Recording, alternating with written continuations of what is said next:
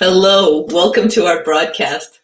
Today we're talking about strategic overcommunication. What is this and why might we want to use this? So first of all, what is it?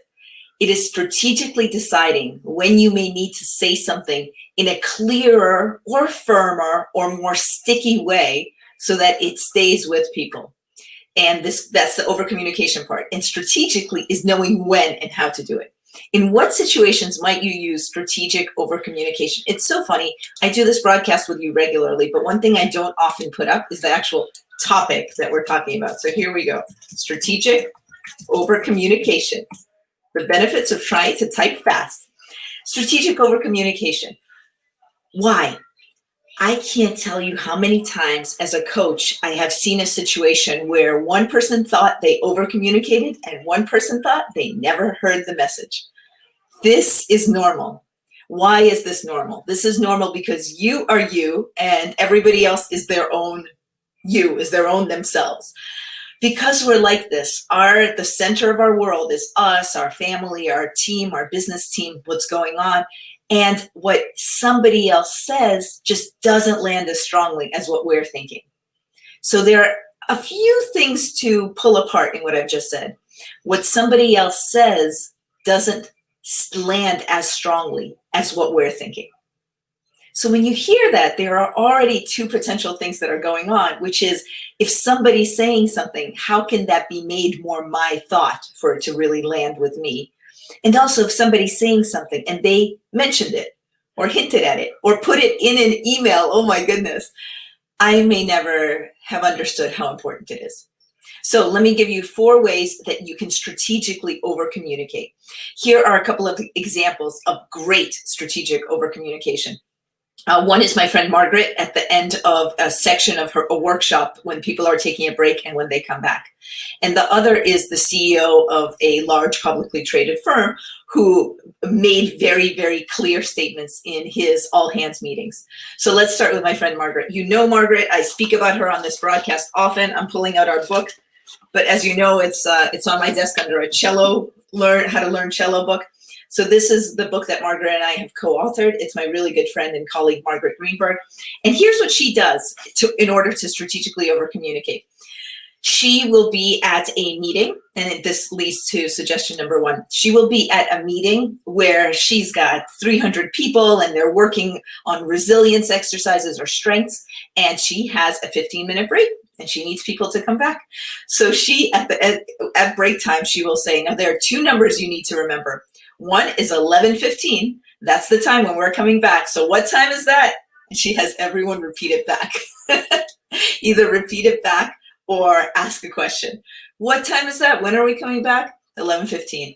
And how many people are you going to ask what their strengths are during this 15-minute break? 2. So what are the 2 numbers we need to remember? 11:15. And how many people? 2. Those are the 2 numbers she wants you to have in your head. So she's running off a couple of things already. She's asking a question. She's saying something in a funny way or using an analogy. She's being consistent. She's asking that question a few times. And she's actually asking the other person, summarize or say it. What is it? When is it? This time. How many people? This time. Very clear example. Let me give you another example. And as I do, I will actually shorten this. So let me give you one more example. This is the CEO of a large company, and here's what I heard from one of the team members of the CEO. It might not have been somebody who reported directly, so it might have been a skip level. This person shared with me that one of the biggest impacts of the CEO being their CEO is that this person, the one I was speaking to, had heard the same message 40 times. The CEO delivers a message and delivers a message every quarter for 10 years. So this person had heard this message 40 times. That doesn't mean the message is necessarily boring. It means the same message can be told in different ways, but it is consistent. It is about what the company's doing, the vision, the long-term plan. It is consistent. So one big example here is about being consistent. But let me also walk this one through. At the same time that a CEO is presenting, here's what's really important. At a quarterly meeting, all hands, whole company, everybody's on video. The CEO can also ask a question. Can do a situation where, I'm sorry about that. What I meant to say is say something in a funny or engaging way. can be consistent, that's the 40 times, and can also have other people summarize, or other people summarize with their team. That is basically it in a nutshell. It's because I've been running, this week I've been sharing with you situations that I and other coaches I know have been running into. And this is a situation that comes up often. Somebody thinks they really overcommunicated, but they just didn't. So what I want, last summary point of this is perception is often reality.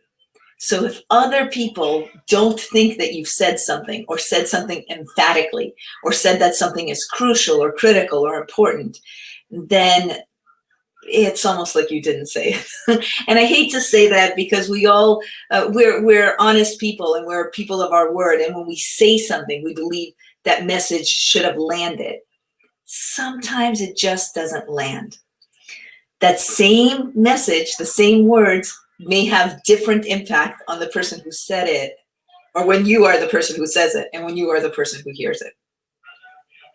So if you are in a situation in which you think it might be useful to strategically overcommunicate, first of all, and I haven't spoken as much about this, first of all, make it silly. Make an analogy that's weird, that's just very strange. Make something that's silly, that's sticky, but also ask people a question.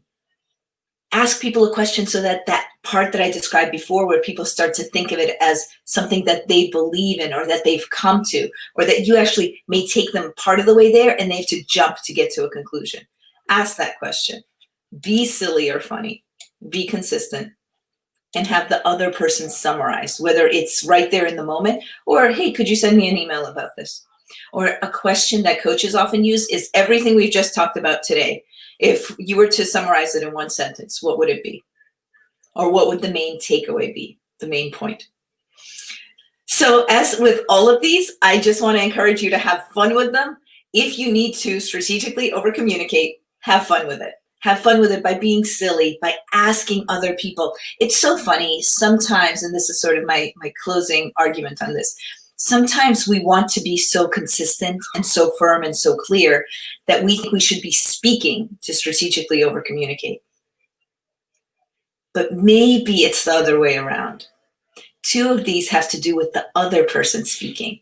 When we ask a question, or when we ask the other person to summarize, that's not about us speaking. Thank you for joining us. This has been about strategically overcommunicating.